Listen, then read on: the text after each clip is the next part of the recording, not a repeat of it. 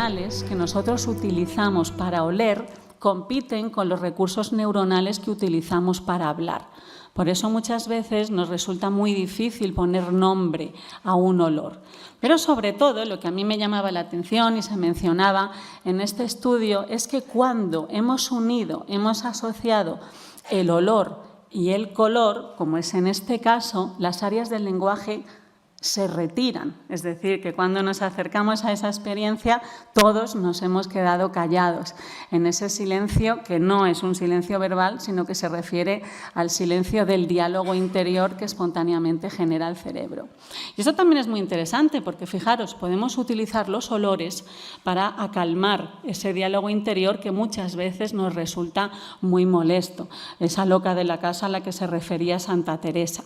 Pues el olfato es uno de los grandes atenuadores. Entonces nos vamos a introducir en el olfato humano, pero un poco para defenderlo, porque es verdad que desde el punto de vista de la neurociencia, los estudios más académicos han considerado al olfato siempre como un sentido un poquito secundario.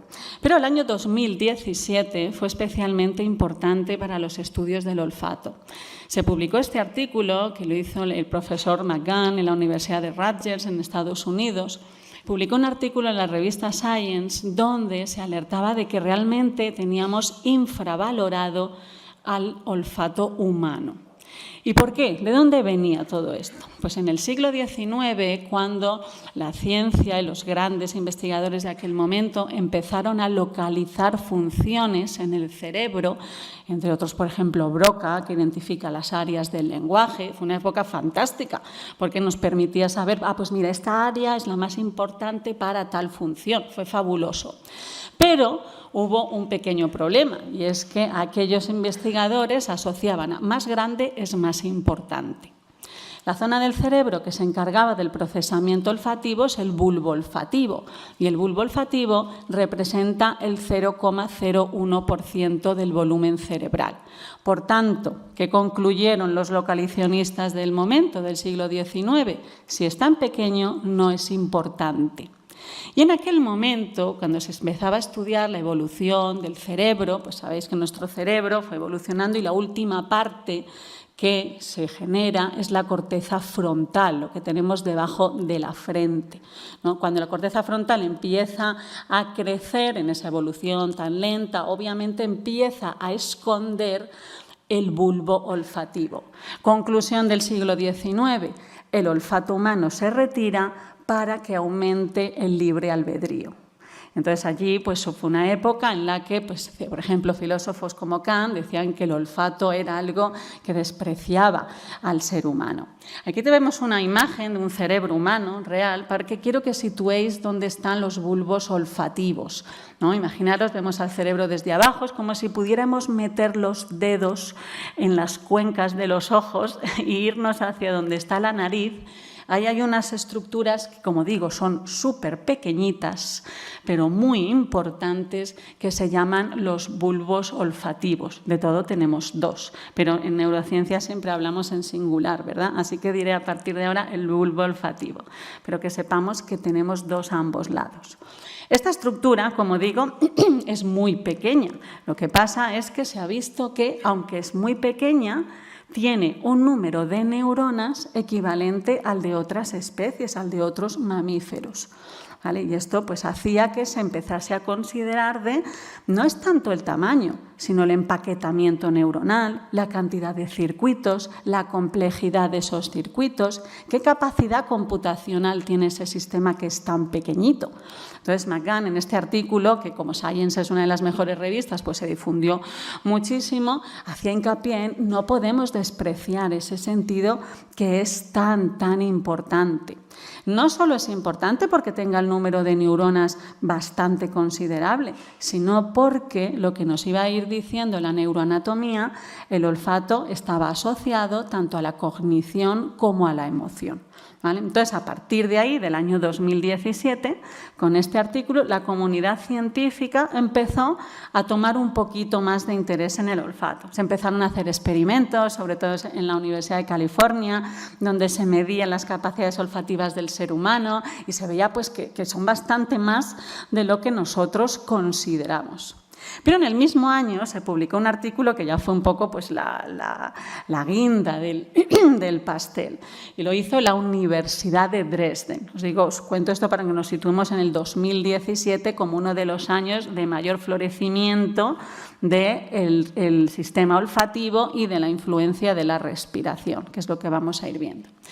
Pues la Universidad de Dresden hizo un experimento con personas ya de una edad que estaba más avanzada y alguna de las cuales empezaba a manifestar algún tipo de deterioro cognitivo, en ese caso leve, pero alguno de ellos pues, progresa a diferentes tipos de demencia. En este caso, cogieron a un grupo de personas y durante 5 meses la mitad de ellos hizo un entrenamiento basados en sudokus, que son pues, unos juegos matemáticos basados en la lógica, es decir, se les estimulaba cognitivamente, y al otro grupo lo que se les hacía es que se les enseñaba a entrenar el olfato. Se les daba 5 tipos de aceites esenciales, que al principio no reconocían ninguno, pero a los 5 meses lo sabían discernir muy bien entre un tipo de olor y otro. Se volvían más sensibles, habían entrenado su olfato. Lo que ellos querían ver es si ese entrenamiento, el cognitivo o el sensitivo a través del olfato, tenía algún tipo de repercusión sobre la evolución cognitiva de esas personas. ¿Qué es lo que vio este artículo científico? Publicado en una revista que es bastante reconocida. Pues que las personas que habían entrenado el olfato habían observado, presentaban una mejora estadística de su nivel cognitivo, también de su nivel emocional. Eran personas que eran mucho menos irascibles. Pero lo que era importante en este caso, y por ejemplo, yo que estaba muchos años en el estudio de los biomarcadores de la enfermedad de Alzheimer, es cómo algunas personas que empiezan a desarrollar esos síntomas de deterioro cognitivo, cómo podemos remitir o impedir que progresen. Lo que veía este estudio era que entrenar el olfato reducía la edad cognitiva de las personas, rejuvenecían cognitivamente, y eso estadísticamente. Aquí empezó un debate de cuáles son los mecanismos neuronales que explican que entrenar el olfato sea bueno para la salud cognitiva, para la salud emocional, y por qué, como decían en este estudio, la medicina preventiva, que es uno de los grandes exponentes que tenemos hoy en día en la investigación, debiera conocer más el olfato como aliado para entrenar la plasticidad de nuestro cerebro. Y eso es lo que vamos a ver hoy, cuáles son los mecanismos neuronales de lo que se llama la neurociencia del olfato, cómo pues, nuestro cerebro tiene esa capacidad de percibir el olfato, pero no solo eso, lo que vamos a hacer aquí en concreto es que nos vamos a centrar en cómo afecta en la memoria y cómo afecta en la emoción, porque el olfato es algo que es muy, muy complejo.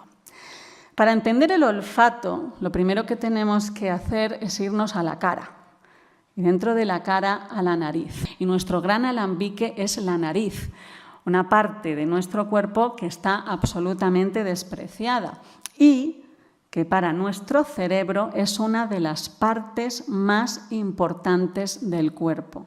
La nariz, la boca y las manos son las partes del cuerpo que tienen mayor representación neuronal. Lo que pasa en nuestra nariz es tremendamente importante y olemos por la nariz. ¿Y por qué es importante esto?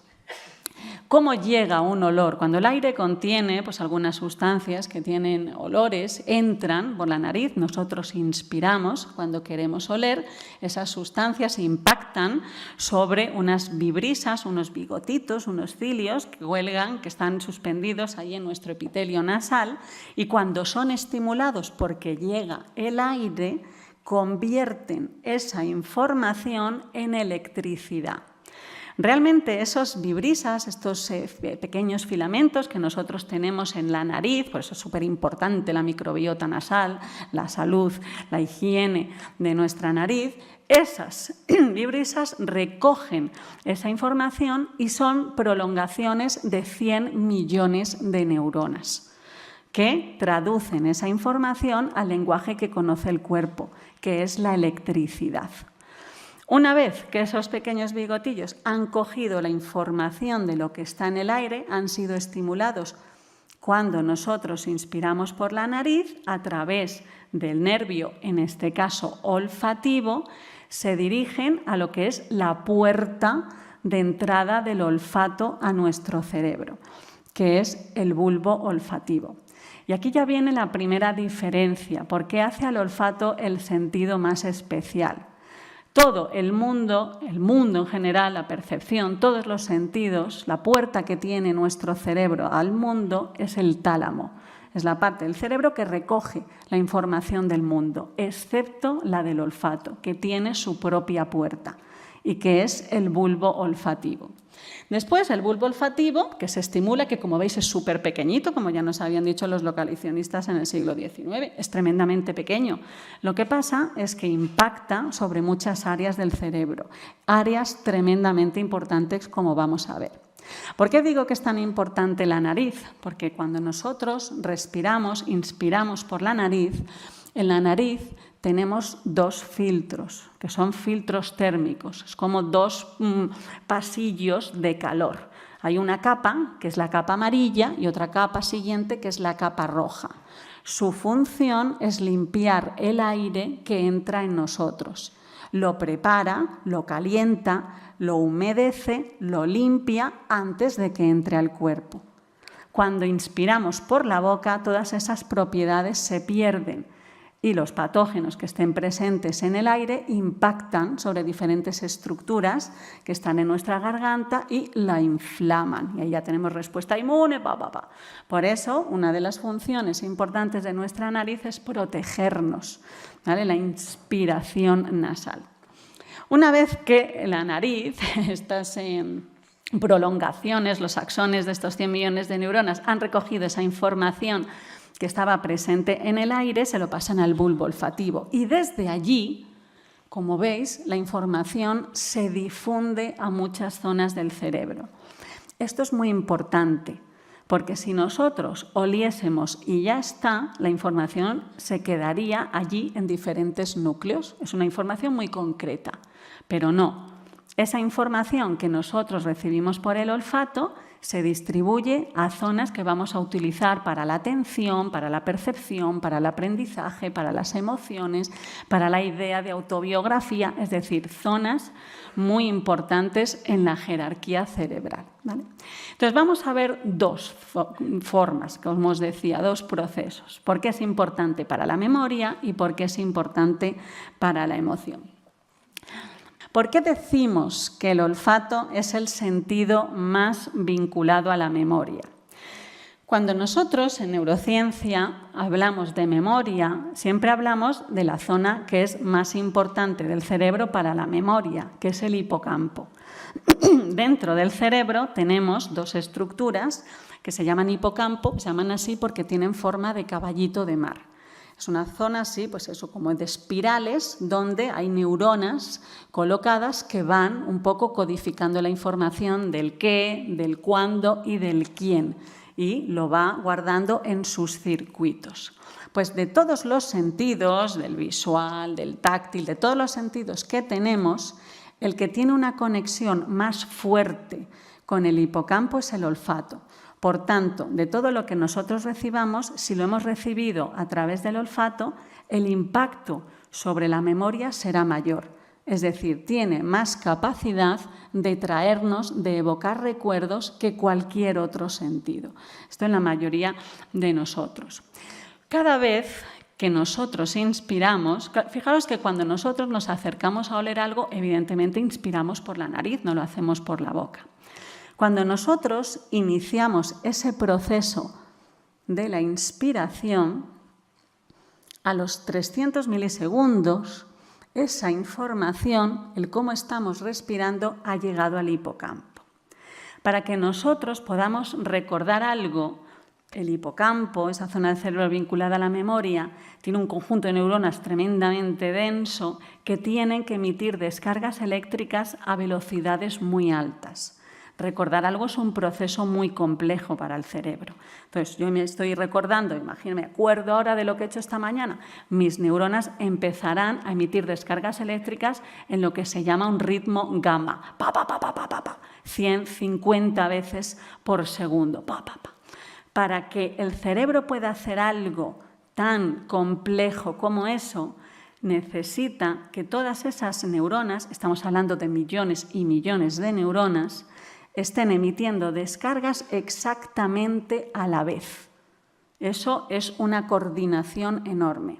Para coordinar toda esa cantidad de electricidad se necesita un director de orquesta que cada cierto tiempo vaya corrigiendo las pequeñas desviaciones que se producen en toda esa sincronización.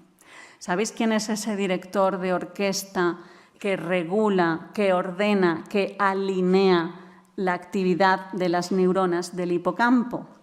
La inspiración nasal. La forma en la que nosotros respiremos por la nariz, el cerebro la guarda y cada vez que yo inspiro hace y las neuronas se alinean.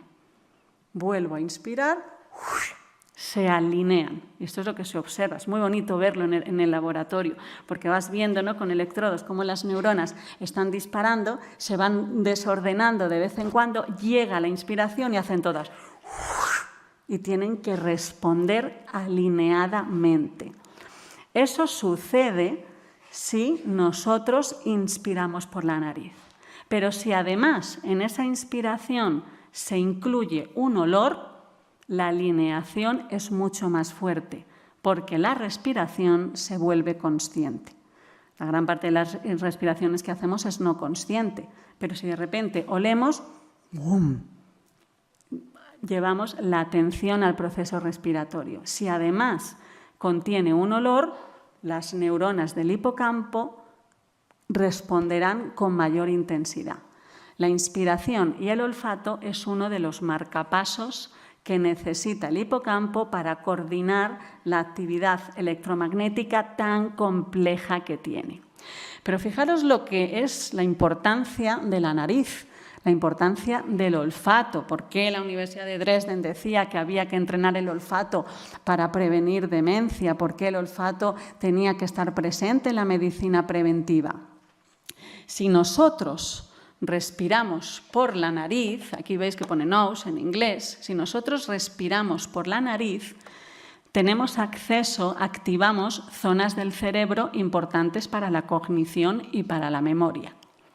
¿Vale? Entonces accedemos a ella. Por eso le decía a Alejandro, ¿no?, que había favorecido la plasticidad de nuestros cerebros cuando ha puesto difusores en la sala, porque al inspirar por la nariz, al introducir olor en nuestro sistema olfativo, está haciendo que estructuras tan importantes como el hipocampo, la amígdala, entre otras, por no mencionar la corteza frontal, que es la joya de la corona, se empiezan a activar y se empiezan a reorganizar. Es decir, es una vía muy directa de acceder a la actividad del cerebro.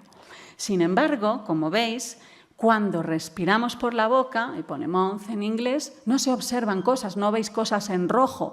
Nosotros que nos dedicamos a la astrofisiología, que es a medir el consumo hemodinámico del cerebro y a medir los campos electromagnéticos del cerebro, en las imágenes siempre buscamos cosas rojas. Eso significa que esas neuronas, esa parte del cerebro está respondiendo. Entonces, cuando nos salen cosas rojas, ¡ah, qué bien!, ¿no? Y entonces eso es un buen resultado. Cuando no nos salen cosas rojas, significa que el cerebro no ha respondido, no tiene nada que ver con lo que yo estoy midiendo. Cuando yo respiro por la boca, no accedo a esas zonas del cerebro. ¿Vale? O sea que fijaros la importancia. Si encima, como digo, incluimos olor, la actividad es mayor. La capacidad de reorganización neuronal de esas zonas del cerebro es aún mayor. ¿Vale? O sea, fijaros la importancia. Y esta es la importancia, que os voy a contar unos experimentos que produjo más revolución en el mundo científico, porque como sabéis ahora se está estudiando la influencia que tiene el organismo sobre el cerebro, ¿no? Entonces, pues hace unos 5 o 10 años que yo he vivido el nacimiento de esta revolución, ¿verdad? Que mi tío que está aquí sabe y le contaba, dijo, no me creen, ¿no? ¿Verdad? Pues al principio, pues cuando se empezaban a publicar resultados como que el corazón influye en el cerebro, que la respiración influye, no, esto no puede ser, ¿no? Entonces, uno de los artículos que creó pues, mayor revuelo científico era uno que dice, y esta era la gráfica polémica que pasó de mail a mail diciendo no puede ser, tiene que haber un fallo estadístico. Lo que decía este experimento realizado en Nueva York, en la Universidad de Nueva York, en Columbia, decía que el momento en que tenemos más memoria es cuando estamos inspirando por la nariz. Ese es el momento en el que tenemos más recursos neuronales dedicados a codificar y recuperar un recuerdo. O sea, que si os tienen que decir algo que es muy importante y lo tenéis que recordar, tenéis que inspirar por la nariz. Si en ese momento que os dicen algo que es muy importante estáis expirando por la boca, tenéis hasta un 37% menos de recursos neuronales. Es más probable que se nos olvide. Y esto es importante porque lo que nos dice la literatura científica es que el 80 y tantos, que no me acuerdo, % de la población somos respiradores bucales.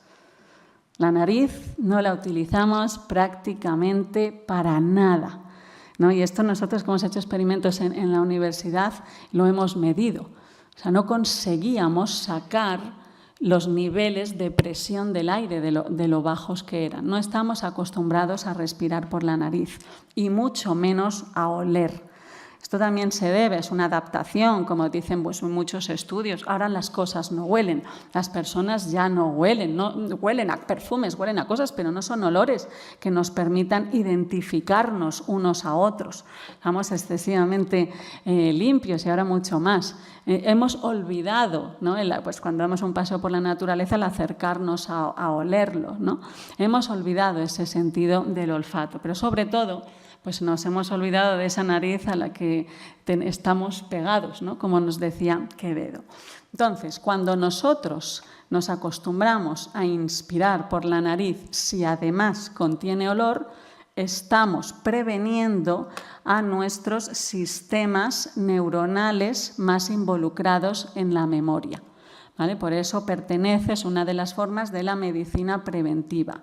Esto técnicamente se dice que el olfato y el entrenamiento del olfato o la sensación consciente del olfato favorece la neurogénesis hipocampal, la generación de neuronas y circuitos neuronales en el hipocampo, la zona más atrofiada cuando tenemos diferentes formas de Alzheimer. Por eso es tan importante prevenir la salud de nuestro hipocampo. Y una de las formas, como ya vio Dresden y otros tantos han visto, es a través del entrenamiento del olfato. Ahora se está utilizando, pues como os contaba, yo he trabajado mucho tiempo en localizar aquellos factores biológicos que nos permitían predecir que una persona iba a desarrollar enfermedad de Alzheimer en los próximos 15 años, ¿no? Esto es lo que se llaman los biomarcadores. Pues hoy lo que se intenta ver es cómo podemos identificar que hay algo que se está deteriorando antes de que el deterioro sea muy fuerte. Las personas con demencia suelen presentar deterioro en su sistema olfativo, pero empiezan a tener problemas años antes de que se observen los primeros síntomas. Al olfato, a nivel clínico, se le ha llamado muchas veces el pájaro en la jaula en la mina.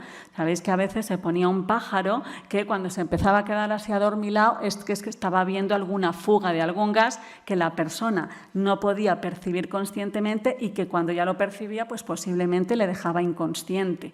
Es decir, detecta niveles que son muy bajos para nosotros, pero entonces ya te permite anticiparte.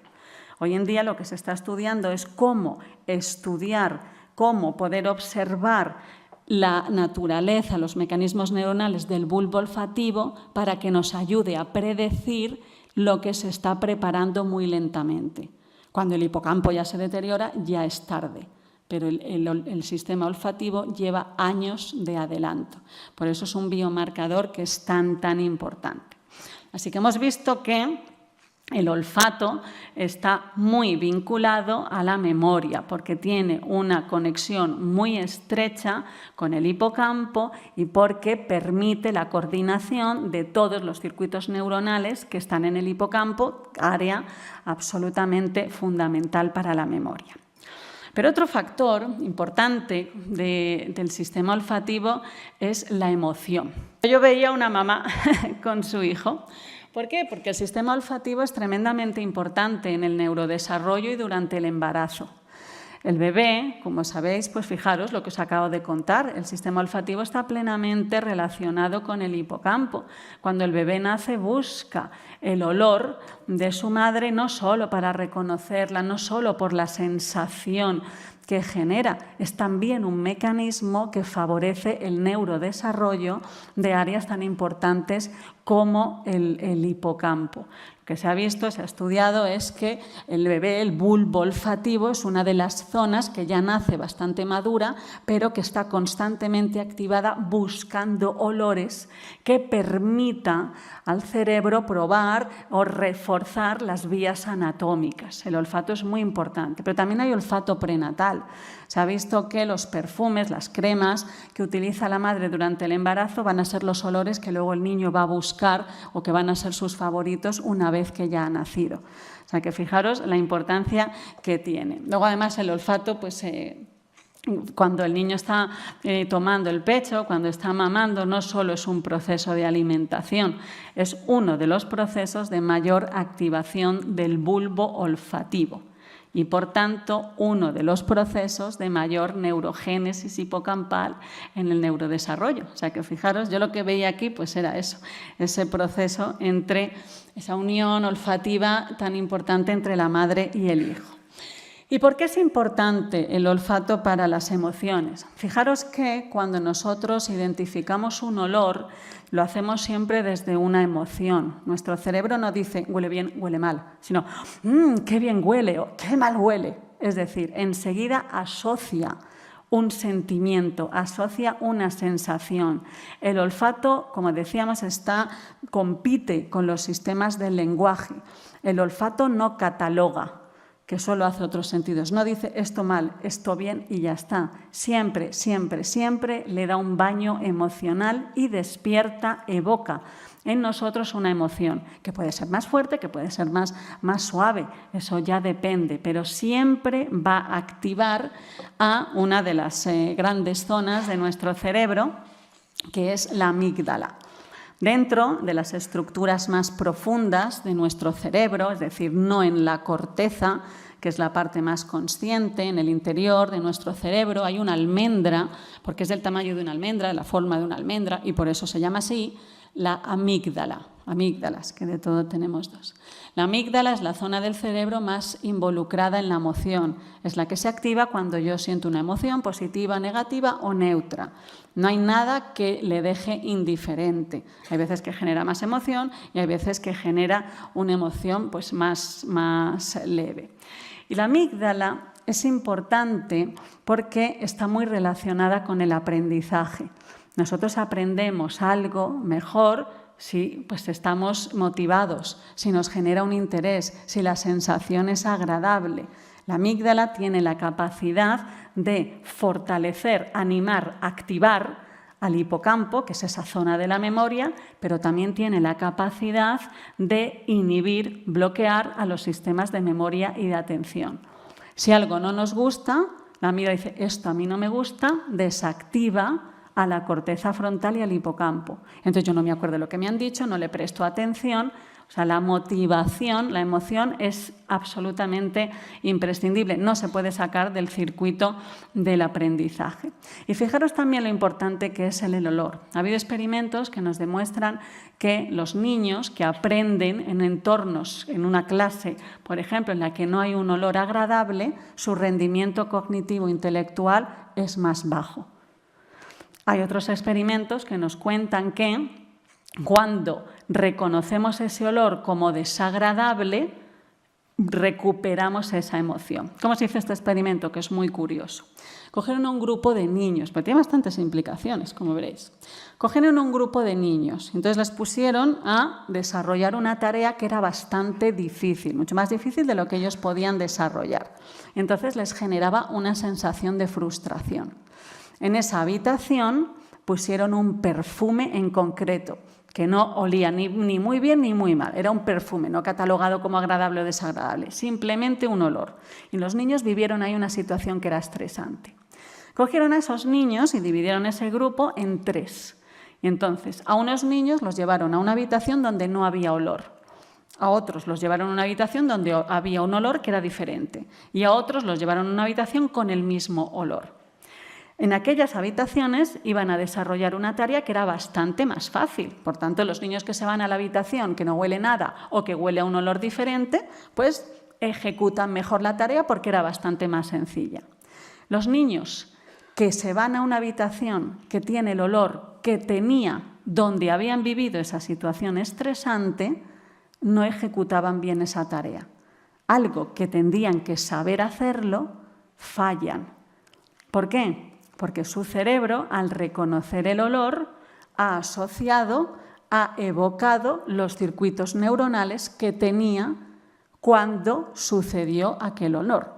Es decir, que hay olores que nos recuerdan, que nos trasladan a situaciones que hemos vivido. Y esto, pues, por ejemplo, ¿no? Uno de los grandes debates que hay, que sabéis que en el mundo de la educación, cómo huelen los entornos educativos, si reconocemos a lo mejor el olor de la oficina, que no siempre a lo mejor hay el mayor bienestar que podríamos tener. Solo por entrar reconozco que es el olor a oficina y me pongo el traje de las emociones que yo normalmente vivo allí.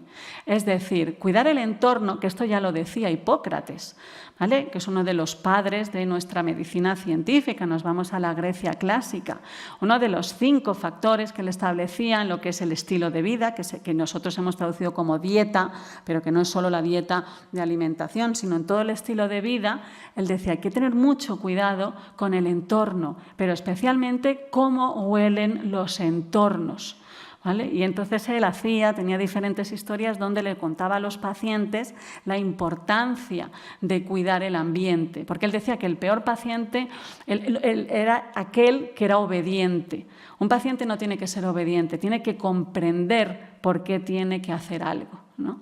Entonces aquí lo vemos igual, porque hay que tener más cuidado en cómo huelen los entornos, hay que tener cuidado en la calidad de ese aire, porque como veis influye en los factores de aprendizaje.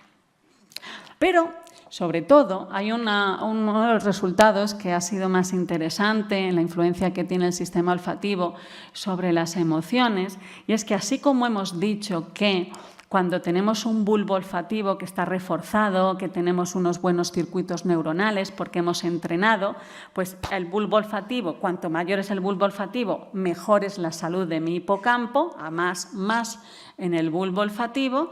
Con la memoria, con la emoción, es decir, con la amígdala, sucede lo contrario. Cuando tenemos un gran bulbo olfativo, tenemos un buen hipocampo. Cuando tenemos un gran bulbo olfativo, tenemos menos amígdala. ¿Y por qué es importante esto? Porque cuando estamos estresados, cuando tenemos una vida que es ajetreada, sobre todo, pero en el estrés crónico, lo que se observa es que la amígdala se hipertrofia, se hace grande, más grande de lo que debiera ser. Cuando tenemos una amígdala que es más grande que una almendra, somos mucho más propensos a enfadarnos constantemente, a ver cosas más negativas que positivas, a generar estados de ansiedad, a consolidar estados de estrés. Tiene mucha repercusión sobre muchos de los sistemas. Uno de los grandes temas de investigación en la neurociencia es qué factores del estilo de vida pueden hacer que la amígdala no hay que quitarla, sino que vuelva a su tamaño normal. No tengamos hipertrofia, sino que tenga su tamaño. Bueno, pues lo que se vio es que el bulbo olfativo es un contenedor, frena a la amígdala. Cuando nosotros tenemos un bulbo olfativo que no lo utilizamos mucho porque no utilizamos mucho la nariz, porque no utilizamos mucho el olfato, el bulbo olfativo se hace más pequeño. Como el bulbo olfativo frena a la amígdala, si yo retiro el bulbo olfativo, la amígdala ya no tiene nadie quien la frene. ¿Qué hace la amígdala? Aumenta. Esto es lo que se ha visto, por ejemplo, en el caso de depresión. Los pacientes con depresión suelen tener una disminución en el bulbo olfativo. El sistema del olfato se ve deteriorado en el caso de la depresión. La estimulación, tanto artificial, que se hace eléctricamente en los laboratorios, como natural, como hacía la Universidad de Dresde mediante el entrenamiento del olfato, hace que cuando el bulbo olfativo recupera su forma, los síntomas depresivos, como veis ahí, correlacionan. ¿Vale? A más, menos, menos. Están unidas. Cuando el bulbo olfativo va recuperando su tamaño, va recuperando su forma, ejerce una mayor inhibición sobre la amígdala y lo relacionamos con una mayor inteligencia emocional. Si la amígdala no tiene inhibidores, la amígdala se extiende. ¿Vale? En el cerebro, tan importante es la activación como la inhibición. Si nos fallan los sistemas de inhibición, se descontrolan. ¿Vale? Y todo, el cerebro es una gran orquesta donde tiene que haber directores y marcapasos que digan, ahora te activas tú, pero ahora te desactivas tú. Si todo funcionase, tenemos estados epilépticos. ¡Buah! El cerebro se bloquea. La amígdala necesita inhibidores y uno de ellos es el olfato. Fijaros qué importante. Y ya para acabar, yo me preguntaba estos días, cuando yo estaba preparando un poquito esta charla, pues viví una experiencia. Ahora, pues en mi casa estamos de mudanza y estaba sacando unas bolsas y encontré una bolsa que contenía ropa de cuando mi hija nació y cuando era un bebé. Y entonces, ¿qué es lo primero que hice cuando vi aquella ropa? Llevármela a la nariz. Y entonces me di cuenta, ¿no? Dije, mira, estoy estudiando esto y es que es así, ¿no? O sea, no la vi, porque en cuanto yo la miré, esto se lo puso aquí, esto se lo puso allá, ¿no? Pero lo primero que hice para tener esa experiencia fue olerla, llevármela, ¿no? Y entonces aquel olor, aquella experiencia, pues imaginaros, ¿no? Me transportó a cuando mi hija era un bebé. ¿Qué había sucedido en mi cuerpo, ¿no? Que es una pregunta que yo me hago siempre constantemente cada vez que pasa algo. ¿Qué ha pasado en mi cuerpo? En el momento que yo me llevé la ropa, esos monitos, esas ropitas de mi hija al olfato, ese olor entró por mi nariz. Activó las vibrisas que estaban en mi nariz, que son prolongaciones de las neuronas. Activó el bulbo olfativo. Se fue al hipocampo y el hipocampo le dijo, esto es ropa, esto era tu hija, esto sucedió allí y empieza a generar imágenes. ¿Vale? Pero inmediatamente el bulbo olfativo le pregunta a la amígdala, que es la emoción. ¿Dónde ha sucedido? ¿Cómo ha sucedido? ¿Cuál es esa sensación? La amígdala empieza a activar al hipotálamo, que es el que activa las respuestas de mi cuerpo. Mi respiración cambió, el cuerpo, la tensión muscular, la conductancia, toda la experiencia, cualquier experiencia se mide absolutamente en el cuerpo. Pero resulta que lo que nos dice la investigación científica y en concreto unos estudios que se realizaron en la Universidad de París hace 5 años, es que cuando la experiencia es subjetiva, cuando la experiencia es intensa, cuando la experiencia es plenamente autobiográfica, el coordinador de toda esa activación en el cerebro viene del corazón. Y entonces inmediatamente me fui a la literatura a buscar en las bibliotecas científicas si el olfato tenía algo que ver en la interacción corazón-cerebro. Y efectivamente se había medido. Cuando nosotros olemos y ese olor está muy vinculado emocionalmente a nosotros, como es el caso de la ropa de mi hija, lo que hace es que el bulbo olfativo, al activar a la amígdala, abre la puerta, como veis, entre la conexión electromagnética del corazón y el cerebro. Cuanta más intensidad, cuanta más comunicación haya entre el corazón y el cerebro, más intensa, más autobiográfica y subjetiva es mi experiencia. Cuando yo vivo una situación que no es muy fuerte, pues esa influencia entre corazón y el cerebro, bueno, pues se mantiene, pero es mucho menos intensa, es moderada porque la necesito, pero no es tan fuerte. Pero ¿qué pasa si nosotros no olemos? Si yo no hubiera introducido al olfato en esa experiencia, pues que el corazón no tendría abierta una de las grandes puertas que le permite acceder al cerebro. El corazón, cuando nos abrimos a esa experiencia y permitimos que corazón y cerebro se comuniquen, el corazón empieza a volcar todo aquello que yo llevo dentro y solo yo llevo dentro. Y encontré esta frase de Horacio que me pareció acertada, que dice: la ánfora siempre guarda el aroma del primer vino que guardó. Muchísimas gracias.